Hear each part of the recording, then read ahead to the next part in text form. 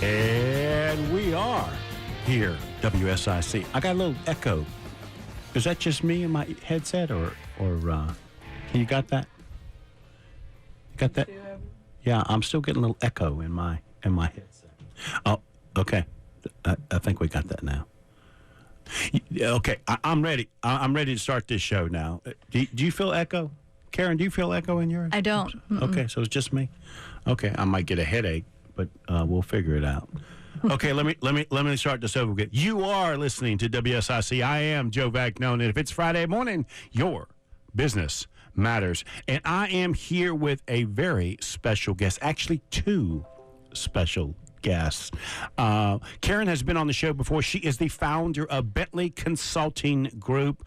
I know her as the Mecklenburg County Commissioner. I remember when I first met you, I came up to you and I said, now just smile. I want to take my picture with you. Act like you like me. And most of the time when I say that, everybody says, oh, I like you. You said, okay, I'll try. And I said, oh my gosh. and that's when I knew this is a real genuine woman. This is somebody I really like, because we didn't know each other, right? So, who are you and what are we doing? yeah, why are you putting your arm around me? That's right. But I liked you at that moment, and I didn't care whether you liked me or not. I knew you were one dynamite woman, and you have not disappointed me in the years we have met each other. You are a special kind of leader. You're the old school, I call it the George Bush Senior kind of politician,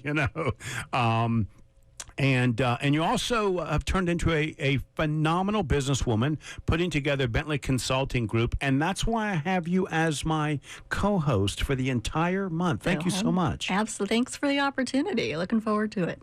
So before we dig into what Bentley Consulting Group is, talk to everybody a little bit about your background. How did you get here? Because you've got this like 9 lives, you know. So. Yeah, I do. It's been a great journey, and I was in the healthcare space for 30 years in pharmaceutical sales for a good bulk of that, 22 years, and started out in Seattle. I actually started out in Montana. I had a third of the state, so I was on the road a lot, and then moved to Seattle and had a very small territory there, and then husband and family moved out here in 95 and transferred over here with that sales career, and then ultimately ended up with a local integrated healthcare system, right?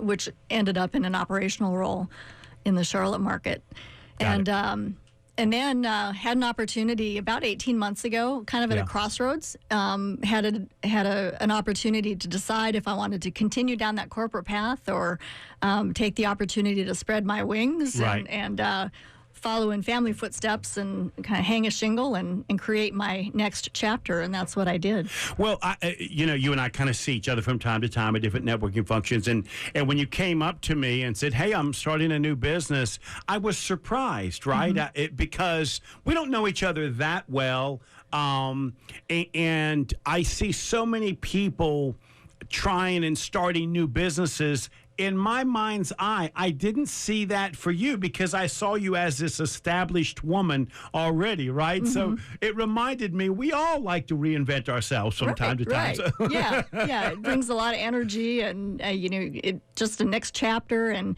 there's a lot of entrepreneurial blood in my family. And I never chose that route. Right. But I think that blood runs deep, and I thought, okay, here's the opportunity to see what I can do, and kind of create, like I said, create the next chapter. Right. Yeah. One of the things I like talking to you about is this concept that, unfortunately, for us small business people, we need to get involved in politics in some way, right? Mm-hmm. We don't want to, It's funny how politicians hate to see us small business coming, right? Because we're so opinionated, But the truth is, I don't think they realize we really don't want to be doing that. You know, we just find ourselves, if we don't engage in some way, we're going to be taken advantage of, or small business is going to fill that space. Can you talk a little bit about the importance of small business people engaging with and around politics and their leaders in some fashion, and the importance of that? Because it's a hard sale sometimes for people to leave their business to focus on these community events that are happening. Right. Yeah, no, it's absolutely important. You know, as elected officials, we have a lot of people speaking in our ear. And, you know, you don't want the loudest voice to prevail all the time, but Right. but it's how, that's what's paid attention to. And, you know, if the voice of the small business owner is not equally as loud or engaged, there's a downside to that for the small business owner. And, you know, we have, as elected officials, they have a lot on their plates. You know, Right. they're dealing with everything from healthcare to agriculture to you name it, right? And the role of the small business owner is to educate the elected official on the importance of those matters that are important to you and why they're important. So I always thought you didn't want to hear from me. Oh, boy, here comes Joe. But the truth is, you do want to hear what they have to say. Make it short and sweet, but you do want to hear what they have to say, right? Because otherwise you wouldn't know that. Well, absolutely. Well, that was always my position. I was very much, I was somewhat of a, people may find this interesting, but I was somewhat of a reluctant elected official because I'm not a front page. I don't want all the attention. I just want to roll up my sleeves and get the job done. That's why you're a classy lady. I know that, right? That's right. Yeah. And I love to study and understand the issues because what I want to do is make the right decision as much as I can. And how I do that is being informed on the issues. And so, yes, absolutely. I would love to have people email me and call me and inform me from their perspective. It doesn't mean I'm always going to necessarily agree because we're making decisions in a very broad context of, and I only know my variables. world. Right. So okay. So let's talk about Bentley Consulting Group. I pulled it up on the internet. It looks like you've changed your website, improved it since the last time I spoke with you. Yes, I like it. It is evolving. Nice job. So that is kbentleyconsultinggroup.com, correct? Yes, sir. Okay. So what do you specialize in? I know most of the time when people talk about consulting, they sort of have these areas that they're like really good in. What would those areas be for you? Well, really three main buckets. The bucket that I have spent most of my time on this past year is around reputation repair and stakeholder engagement, which has been a fascinating intersection of all of my lives, if you will, from the government piece to the healthcare piece, and to the community relations piece, where I've walked in those shoes somewhat. So I've had one very large client who unfortunately found themselves front page above the fold, if you will, about 18 months ago, 2 years ago, and I was familiar with them from my time on the county commission. And it was really an opportunity. You know, the timing was perfect. And I saw an opportunity, and I picked up the phone and called my contact there. And I said, hey, I think based on what you're going through and the experience I have, I think I can really add value to your organization. So I spent the last year helping them right the ship reputationally. And that really is, I've interviewed about 100 people, their stakeholders, folks that really influence their business, if you will, and help them identify where there's some pretty significant gaps. You know, I would not have thought of you as a reputation manager or crisis manager expert, but I can see how you easily would be. That's interesting.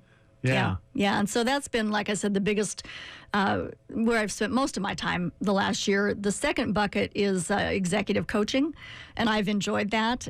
My professional time, I do know very clearly that that's what I enjoyed doing most, is building and developing teams and people. And so executive coaching allows me to do that. And then the third bucket of my business, not surprisingly, is government relations at the municipal and county level. So one of the things I'm looking at here, you sort of got these bullet points of things that you do well, right? And I want to ask you about, one of them is project management. I get that, right? And then the next one is change management. What is that? Explain that to me. Well, you know, change management is one of those words that means different things to different people. In healthcare in particular, because I've lived that life for many, many years, and knowing the external environment that's Right. ongoing in healthcare right now, change is a constant. And how organizations, quote unquote, manage that change is the difference maker between sustained success Right. and failure, and also employee engagement, leadership quality. So in my view, and this ties nicely in with my executive coaching, the tone is always set at the top, regardless if it's culture or how an organization is going to manage change. And so in my view, I do a whole battery of assessments around organizational readiness for change. And then it's kind of like a chocolate fountain. If you're familiar with those chocolate fountains, Of course I. Right? You start at the top with the coaching, if you will, of the senior executives around their readiness specifically around change and their perspective on how they believe the organization is ready to change. And then you go down through the levels with that same process, ultimately getting to the front line and really enabling those managers at the front line to lead and develop their people through this change. And what's interesting about that, which is probably why I didn't understand the word change man, because in small business, we embrace change. We see change as opportunity, right? In big business, I can see how moving that big ship would be much harder to do. It's hard, and it's sometimes difficult to bring your teams along because when it is not done correctly, employees say, well, this is the flavor of the month. Right. This will pass. So why would I invest energy and time in coming along with this change? So it's very, like you said, in a larger organization, it's a little bit of a different animal than in the small business world. Yeah. I mean, I could tell that, which explains why I didn't know that phrase, because to me that's like Tuesday, Yeah. So let's take a break, and we come back, we'll continue to talk. And we are back. I am Joe Vagnone. This is WSIC, and I am here with Karen Bentley, the founder of Bentley Consulting Group. And if it's Friday morning, I'm sipping on a cup of black powder coffee because it's delicious. Now, Karen, as the co-host for the entire month, you're going to have to learn how to do that. You understand that, don't you? I will work on that. So I'm talking with Karen, and Karen, it's no secret, I know a lot, and I've had a lot of coaches on the show. What makes you different? Because there's so many coaches out there. Mm-hmm. So there's somebody out there listening. What is it that distinguishes you from all the others? Yeah, and that's a great question. And I get that question a lot because there are many coaches in the market. And, two reasons I believe that differentiate me from others. One is I've been in the seat. I've been there, done that. I've led teams. I've been an individual contributor, and I've made my fair share of mistakes. You don't do anything for a long time and not make a few mistakes along the way. And you're not any good if you're not making mistakes. Right. And I've learned from them, and I've used those as opportunities to become better as a leader, as an individual. And so, my desire is to parlay that experience into helping others who have that same desire. So that's the first thing. I've been in the seat. I've been there, done that. And the second piece of that is, and I draw a parallel between primary care physicians, and there are many, many, many primary care physicians out there. And, all else being equal, why do we choose one over the other? And much of it is about fit and alignment. Personality-wise, you like their approach, right. You like their personality, you like how they approach their work, and that's the other piece of it for me. Would I be the perfect fit for everyone out there seeking coaching? Probably not. But I think I would be a great fit for many people that have walked in similar paths that I have. What would be the profile of a good client for you? What would that look like? The first thing is someone who is coachable and is desiring to be coached. It's a very frustrating situation when I come in as kind of a salvage operation, and that's kind of old school coaching. Coaching used to be you bring the coach in as the last ditch effort. Right. And you walk in with a bat. right. And it doesn't really make for a great dynamic because they know why you're there. But really, coaching has evolved significantly and thankfully over the years, where you have high achievers who they're good and they want to be great. And so that, to me, that's the ideal client, is someone who has done well. They've ascended through the ranks, and they're a small business owner and they've had success, but they know that their business could be better. Or they know they could be better in their leadership role. And so they seek out a professional to help them get there. So are these sort of C-suite type of executives that want to improve themselves personally, or are these mid-level executives that want to get to sort of the C-suite? What seems to be the majority of your clients? Yeah, my sweet spot is really more that director, VP, SVP level. So they have ascended to up through the organization. So clearly they have leadership talent. Right. But they're in these roles that require a higher level skill set and maybe a tweaking of what has made them successful in the past so that they can continue to be successful in these different roles. So that really is my sweet spot, is helping them identify things that have worked for them in the past that may not necessarily work for them in the future because their roles have transformed and transitioned. And we don't always come at that naturally. Right. And you might have just walked right into my next question, which was, is there a common thing that you're helping them with? Do they all seem to have the same issue, or is it all over the map? It's a little bit all over the map. Now, if they're new in their role, much of my time is spent at helping them transition and helping them understand, particularly if they're new to leading people or their teams have expanded, helping them understand, so how do I effectively onboard myself as their leader? Right. How do I engage them? How do I understand what's important to them so we can prosper as a team? So this reminds me, I've lost some weight. Okay. Forget the fact that my wife keeps reminding my friends that I've gained some of it back. Okay. But I lost about 80 pounds. And I can remember when I first talked to Chris Filani, I said, hey, I'd really like to lose some weight. And he looked at me and he wanted to validate how serious I was, right? Mm-hmm. Are you serious? Do you really want to do this, right? And so that's my question to you. How do you know whether this potential client genuinely is coachable and you believe is somebody you want to take on? How do you get to that point to know whether they're genuine or not? Mm-hmm. Well, I always do if you will, a free consult, and it really is just an opportunity to preferably get eyeball to eyeball and have a conversation so I can understand why they've picked up the phone or sent the email, why they're interested, and spend some time to understand if there's a fit for us. And then what I do, and we'll talk a little bit about my process, but the first thing I do is an assessment. And, in that, there's a fee involved in the assessment, the executive coaching session, and if they're not willing to pay for that, then that tells me right away that they're not invested in the process.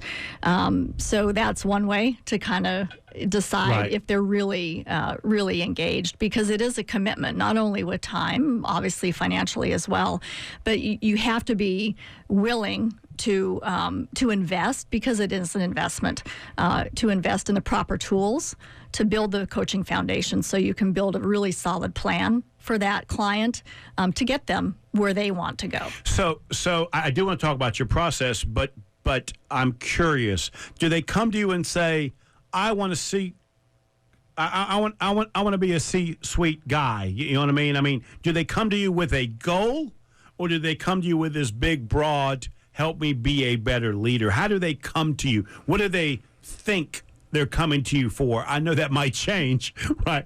But why do they think they're coming to you? Like, for example, when I went to Chris, right, I said, I want to lose my belly. Well, come to find out, that really wasn't what I was saying, right? There was more to this, But in this case, do they seem to come to you with these specific goals?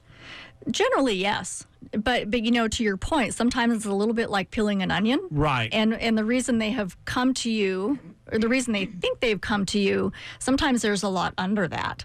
And sometimes the assessments reveal that, but certainly the coaching process and the way it is managed and matriculated, so to speak, will reveal some mindsets and maybe some behaviors that need to be changed that may be getting in the way to help them get where they want to go. Interesting. Okay, so let's talk about your process. So first, you'll sit down with them and talk with them, which you want them to pay for that assessment after the initial meeting, correct?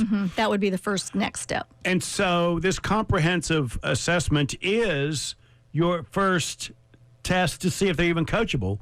So not forget whether the test reveals anything or not. The truth is, you just want to see if they're willing to step up and be willing to commit to it. Interesting. Yeah, it's a the assessment takes about 45 minutes, and it's very comprehensive. And then we sit down for a couple hours once the assessment results are in and have an executive coaching session. And, if that's all they want to do, that's great. I'm very, very open to that. Right. But, that's really just the beginning. Okay. So then the next thing I'm looking at is 360 verbal assessment of colleagues. What is that? That seems kind of scary. Well, it can be. It can be. You're going to talk to my staff? Is that what you're going to do? Yes. Yeah. But with the buy-in of the client. So the client will help me identify who to speak with. Peers, it really is best to do it up, down, and across, if you will, to get a good sense of how the client is perceived by those he or she works with. I'm so surprised to see this, especially it's like 2 or 3 on the list of things you want to do before you start coaching them, because I didn't know that these executives would even want somebody to know they were being coached. So this is surprising because they're clearly going to know that, right? They are. And there are cases where, in fact, I have one client who was very reticent to having this done, and it ultimately is the client's call. Yeah, I get it. I see the fear in this. For that reason, she wasn't real comfortable letting particularly her one-up leader know that she was getting coached, and so I absolutely respected that line, and we left it there. And the next time she came back, she'd had an opportunity to process that and mull it over a little bit, and she did her own homework around the value of 360 feedback, and she came back and she said, I think it's the right thing to do. Yeah. And so we did it, and it's helpful because it reveals perhaps some blind spots, and it really is how others perceive you as a leader or a coworker. Oh, I love it.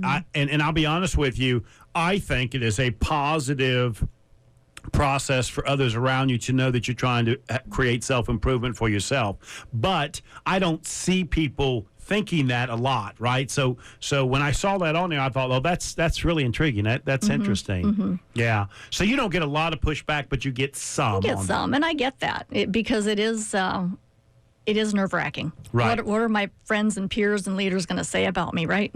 Right.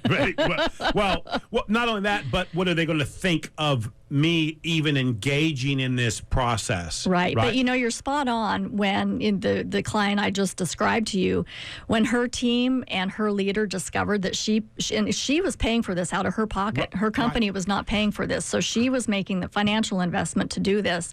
And when her team and her leader found out she was doing this, it was nothing but positive. Yes, absolutely. It's kind of like going to get a master's or something like that. Yeah. She cared enough to invest to become a better leader.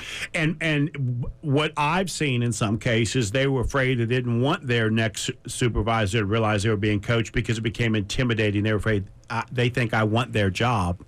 And of course, what they said to me was, I don't want their job. I want their boss's job. Right. But as leaders, shouldn't we want team members that want our job? Amen. Absolutely. Right. Yes. Yeah. Okay. So then you've got a 1-hour executive session. What is that?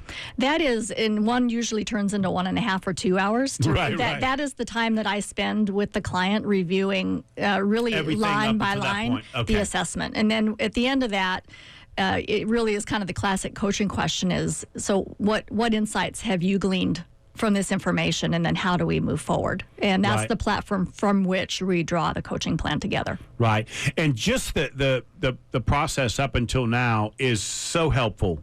It is so valuable. It is remarkable and amazing what you start to find out about yourself and your style that you think you know what people think about you until the so was. So just to this point, I can see the value in it.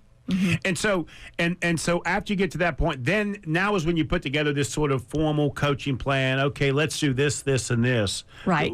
Talk to me a little bit about how you present those, because now it's me as the client starting to realize that's going to take a month, that's going to take 2 weeks, right? This is going to take 4 hours a week or whatever. So talk to me about that, because that's got to be this slap in the face. This is how I fix it coming through my mind, right? Yeah, and it's, my coaching engagements are 6 months in length, a couple times a month that we meet. And so the important distinction between coaching and perhaps other forms of kind of one-on-one work with people is client-led. So the revealing that takes place through the assessments is used as so what insights have been revealed to you, right? And so what is your goal for this coaching engagement? Where would you like to be in 6 months based on A, how you've come to me, and then B, what insights have been revealed through the assessments and our discussions so far. And then we build we back into the plan based on those two things. Ultimately, what are their goals for this time together over the 6 months? And it's different for everyone, right? Because everyone is different and comes to the table with different insights and different challenges and desires. So it's very much tailored to all of that work that has been done up to that point. Now this is the hard one that I got a hard time seeing you do well. Accountability. Because you're a pleasant, sweet, wonderful, charming woman. I cannot imagine you. Yeah. With maybe you should ask my mom about that. No, actually, I was being sarcastic, because I know you've got the switch. I know that about you, right? Let's talk about that. Sure. So how do you keep these strong-willed, strong-mind, positive people accountable to their plan? How do you do that? Well, another piece that of work that we do at the very front end is what I call a leader's dashboard. And it's very comprehensive. It talks about, what are their metrics that they're graded on at work. If they have an individual development plan, what is it? What are the goals of the organization? What are your personal goals? And we use that as a check-in throughout the coaching process to kind of anchor our time together. And frequently there's homework at the end of each session, and they know that I'm going to ask them about it. In fact, I just had a situation last Friday. I was with a client and he said, so I talked to XYZ this morning because I knew I was meeting with you today and you'd asked me about it. But for our relationship and our time together, he wouldn't have asked that question of that leader. And it's a conversation that needed to occur. Right. So, yeah. You just have to follow through. It's a little bit like parenting. When you ask them to do something and you don't follow through, they're not going to do it. But if you ask them to do something and they know you're going to ask them about it, they're going to do it. Is there some kind of punishment if they don't? Like, is there something you do to force them? No. They're just on their own. They're on their own. You give them that shameful look and they don't want to do it again, I guess. And you can ask questions too about, help me understand what was hard for you about this. Right. Why didn't you ask the question? Because that's a whole nother layer of the onion that we've discovered, right? There's something there that we need to work through to get you to a point where you're comfortable having that conversation with whomever, or following through. So it really sets you up for additional coaching conversations with that client, because ultimately the coaching relationship is driven by the client, and that's what's different between therapy and coaching. It is very much client driven. Right. The coach is there to ask great questions and listen. I mean, we should listen much more than we ask questions. So as I'm hearing you put together this phenomenal program, and I realize that you're an independent organization that you started yourself, where did you get all of this systems and processes to put this coaching together? Because most of the coaches I know sign up for some franchise and they send them all the formalities and all this. It looks like you've created yours on your own. So how did that happen? Well, I had the fortune of, I am a certified executive coach, and so through the organization I became certified through. They have terrific frameworks through which the coaches can really build their own processes in business. And the other beautiful part of that program is there are hundreds of other coaches that have gone through the program, and we are very much about the network and helping each other out. So when I got started, I leaned on some folks that have been in the business for quite a while and said, hey, I'm new. Help me understand how you've been successful. And so there were some frameworks out there that I took advantage of. And then you add your own personality and your own style to it. Okay, so normally what I do for co-hosts, I ask them to go to the Google and come up with an article, and we talk about it today. But because we have spent so much time, because I just enjoy talking with you, and we haven't seen each other in a while, I burn up some time on that. So here's what I want to do. I want to ask you about your new role with the Chamber of Commerce and the Health Committee. Talk a little bit about that, because I had Jeff Smith on last week, and we had talked a little bit about that, and they told me that you and Jeff Tart were sort of pushing this thing ahead and leading this thing. Can you talk a little bit about that? Because it does play into the role that you have played for years, and you are helping executives in the consulting side as well. So it sort of fits in well with what it is you already do. I can see why the Chamber tapped you on the shoulder and say, can you help us with this? Yeah, and it's a big undertaking, but significant, really, really important. And the genesis of this, as your listeners may well know, there have been a couple of cancer clusters in the Lake Norman area, one in Mooresville around thyroid cancer, and then, of course, the ocular melanoma cluster in Huntersville that have really confounded local health leaders and the citizens. And so there is a group of us that have come together that will be enabled through for lack of a better way to describe it, an IT organization that has the ability to take data points, health data points, and give us analytic data to help us identify clusters of disease, if you will.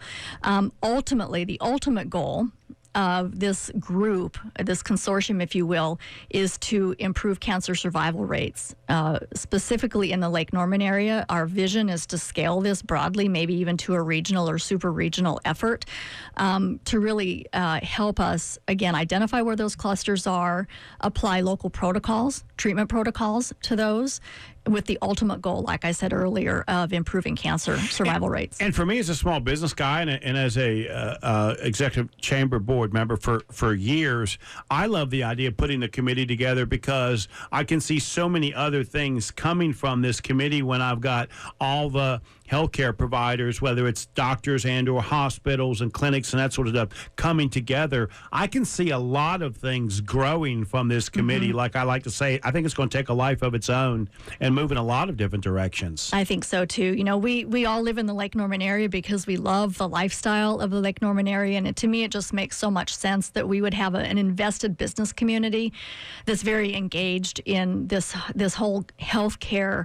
landscape, and how do we engage with our local constituents, business owners, to improve the health. Well, and I, as a small business person, would like a place to go to ask questions, because let's face it, healthcare is an issue. It's not going away. It's going to be a big issue in the next election. And so we as small business people would like to ask questions and get some kind of answers, and that's going to be a good, healthy place and time that I think we're going to be able to get some answers, or maybe even some solutions for us that otherwise we don't know. So I love the idea, and I'm so thankful that that you're willing to give your time to put that together. Yeah, and the business case for it too, and of course I'm much about the improved outcomes, but the business case for it really is, if you want your employees to be healthy, right? And that's primary for you as business owners. But you also have kind of the cost implications, right? You have lost productivity to time off work. You have, healthcare costs, et cetera, et cetera. So there is a business case to be made. Well, there's a bigger business case. I literally have 60% of my database, people that are interested in buying businesses, are now asking the question, tell me about this cancer cluster. Where are they at? Oh. So they don't want to be around or purchase businesses in these areas. And so even if it's just talk, that negative talk can create substantial issues for commerce in the area. Yeah. So having some focus on a solution or answer, right? Yes.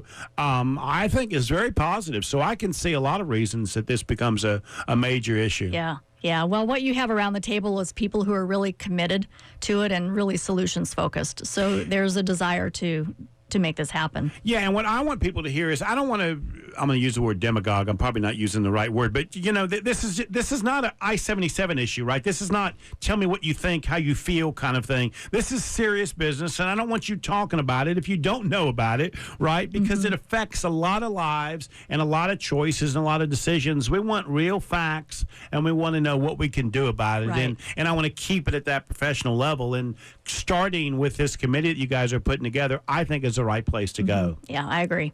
Absolutely. Okay, so let's take a break, and then you're going to introduce me to your mama, aren't you? Yes. I wish everybody could see the smile in Karen's eyes when she said, you are listening to Local Biz Now. I am Joe Vagnone, and if it's Friday morning, your business matter. Thank you so much for being on the show. I really do appreciate it. I'm looking forward for a great month. Me too. I'm having a great time. And what you did for me today was perfect. You called me and you said, Joe, is it like okay if I bring my mother? She's been a small business owner for years. And you were like, not sure. And I said, it's perfect, especially because this is July 4th weekend. This is what America is all about, right? I figured it would be a perfect fit. It really is. So please, I want you to do the honors of introducing our next guest. Sure, I'm happy to. And thanks for the tee up there.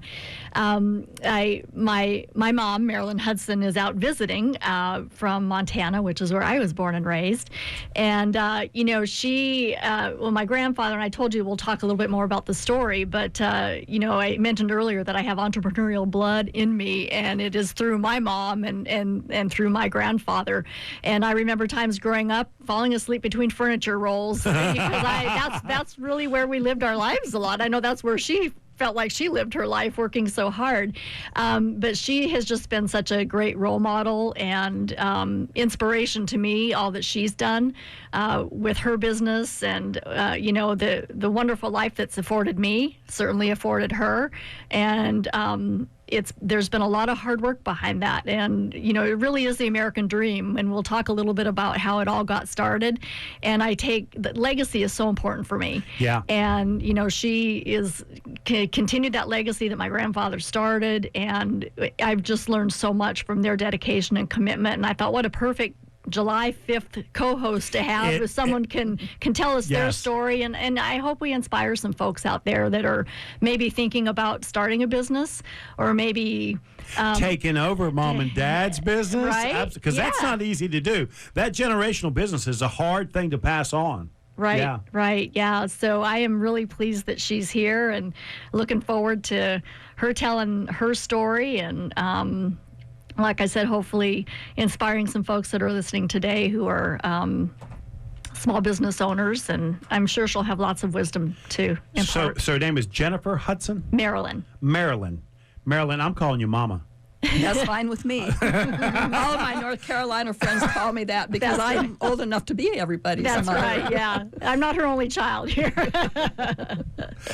So briefly, before we go to a break, walk us through the starting of your business years ago. Walk us through that. The starting of our business was probably about in 1947, and that is when I moved to America from Canada. And my father put my mother and myself and my 1.5-year-old twin brothers on a train in Vancouver, stopped in Seattle, got some upholstery samples in a sewing machine, got back on the train, and we ended up in Helena, Montana. He started knocking on doors, looking for work, because he was a trained upholsterer. Right. So he knew he was going to be doing that. That was his goal, and that's why he left Vancouver. He was a World War II veteran, and when he came back from the war, he felt stifled by the big city. He felt stifled by a family tradition, I guess, that we don't really strive to make ourselves better than what we were. Yeah. And he had been a member of the 1st Special Service Force. They were the toughest and the meanest of the bunch. And it was a suicide mission, and those that came back were glad that they were still alive. He had all this energy and this purpose that was going nowhere. And so that is where it began. Interesting. I think you called him an SOB in that conversation somewhere. Is that what you're trying to say? Well, more than once.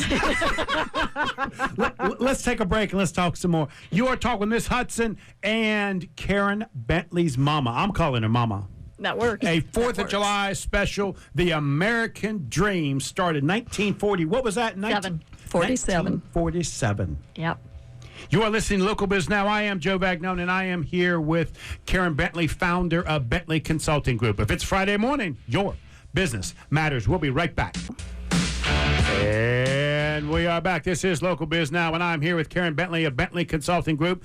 And Mama, thank you so much for coming, Mama. Thanks for having me. So we started back in 1947. Now walk me through when things started to improving a little bit better and the business started to really take shape a little bit. What did that look like back then? It took many, many years.